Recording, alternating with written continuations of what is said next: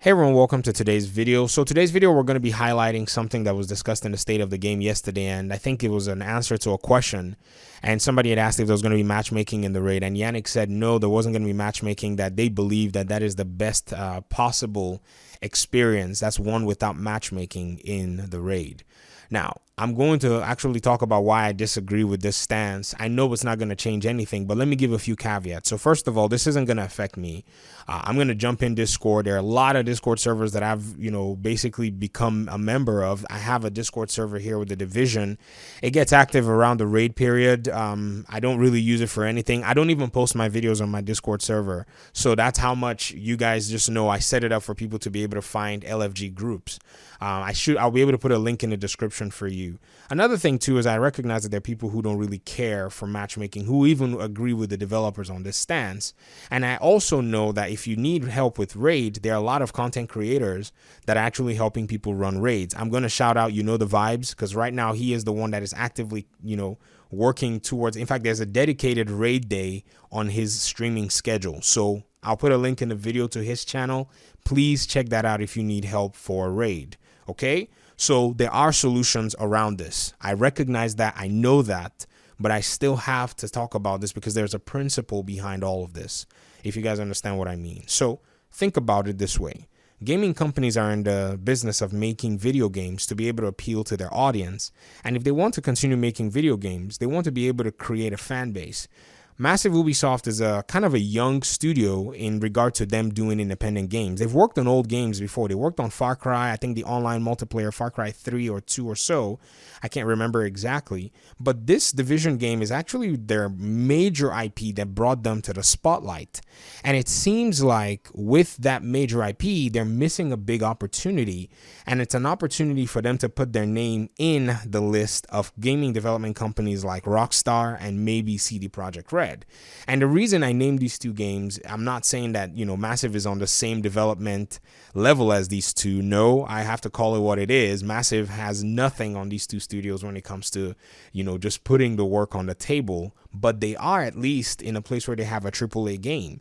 And if they have a AAA game that resonates as much as the AAA games that these two companies are bringing, I'm not saying that's popular, I'm saying resonates, I think they have an opportunity to create a fan base, because that fan base is going to be the fan base that is a launching pad for any future IP that has to come in the future.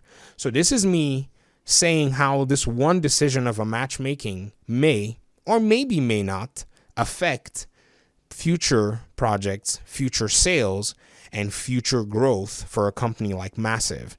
If I was sitting at the helm of the decision making of the Division 2, I would tell my developers to put a matchmaking system in the raid.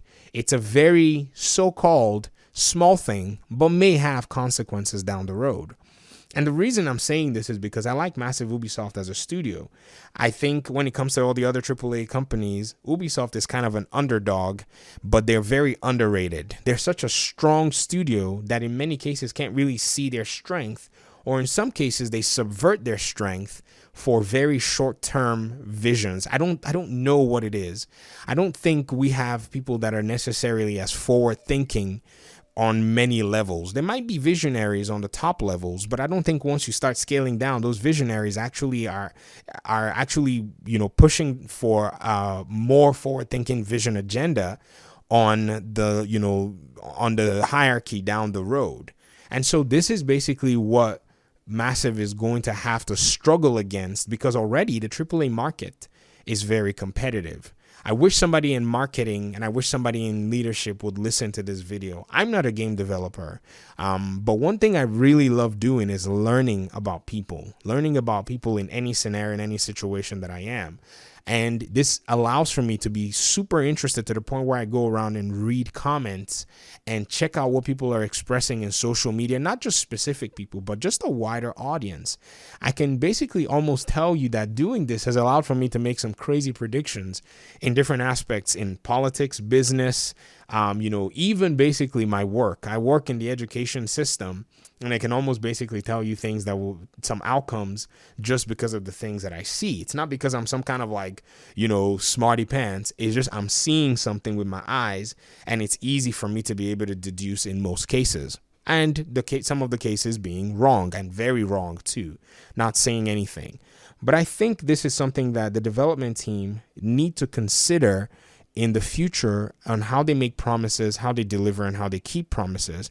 And in some cases, making concession, even when they believe that something might be best for the player experience, they need to get to the point where they're comfortable making some, concessions, saying, if we think this is best for the player, experience, and the player feels, and there's a certain number of the player base that thinks that it's not best for their experience, how can we, in a sense, come to the center point and actually come to a point where we say, okay, we're going to give in this instance, because we know that if we give in this instance, what is the consequential outcome?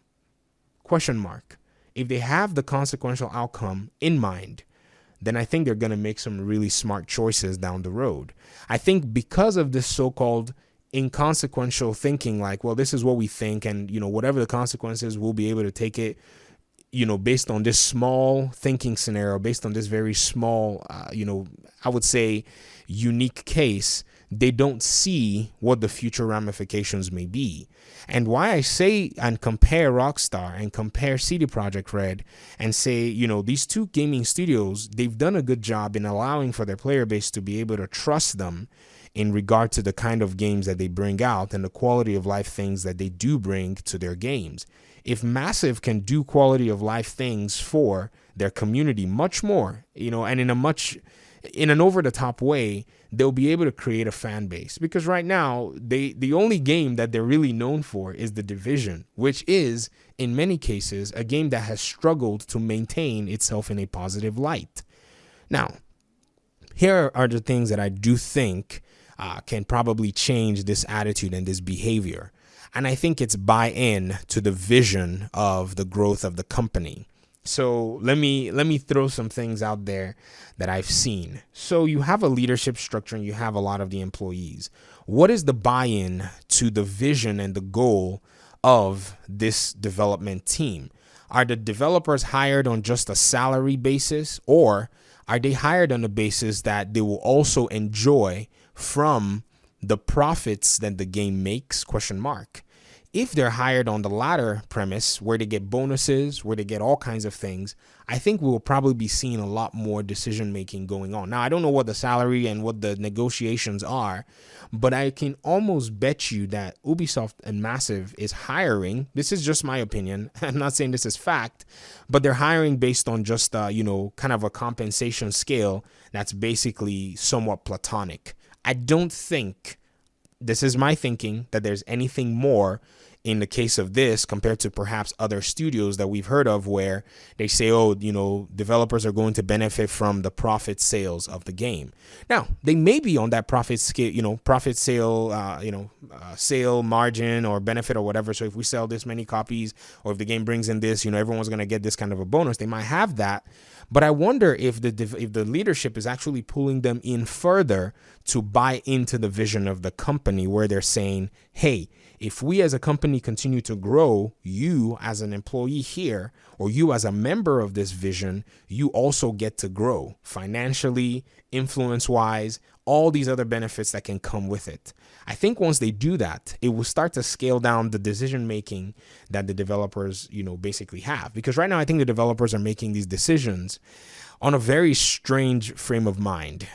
It's really strange to me. And this is what I know from working in a corporation and seeing how leadership can, in some cases, push a team to actually succeed on, or even surpass the expectations, or how leadership can just allow for a team to basically coast through, basic expectations, and then that's it. And I fear that Ubisoft may be doing this with a team like Massive. I don't think they're doing it, though, with their other studios that are making some really good games. If you think about Assassin's Creed Odyssey and Assassin's Creed Valhalla, I've been watching Joe Raptor. I don't know if you guys know who Joe Raptor is. Joe Raptor is heavily invested in the Assassin's Creed franchise regarding news and development. And a lot of his coverage of Assassin's Creed Valhalla are the improvement of systems that players had asked for coming from Assassin's Creed Odyssey. Now, if that development team is actually making these improvements, what could be the mindset behind them? And how is that so different from Massive? How is that so different from what Massive Ubisoft is doing compared to the other studio that's developing this Assassin's Creed game? Because players had said from Assassin's Creed Odyssey, hey, we didn't feel like we were an assassin. Well, when they did a trailer, they showed the assassin's blade as, we heard you, and we're making sure that we're going to make amends to this system in the game.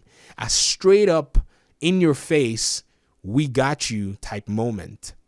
Even though the experience from Assassin's Creed Odyssey, I'm going to just be straight up tell you, is one of the best experiences I've had in an open world, single player, story driven game. But the community, even though they enjoyed that experience to a specific extent, they asked for more, and the developers seem to be giving more. And I think this is where Massive Ubisoft needs to learn to give more. They said in the state of the game that this new patch is about generosity. Well, show the generosity, Massive. Don't just talk about it. Peace.